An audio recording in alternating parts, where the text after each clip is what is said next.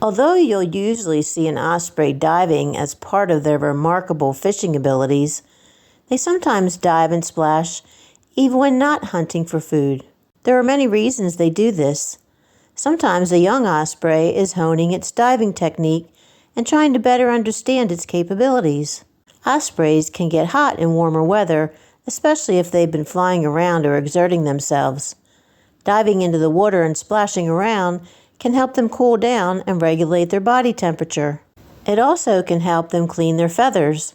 By splashing and shaking in the water, they can remove dirt, debris, and parasites from their feathers.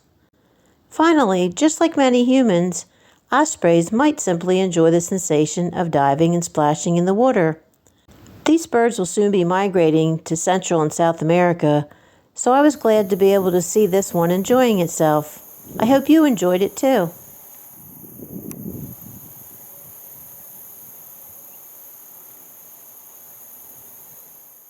Thanks for watching.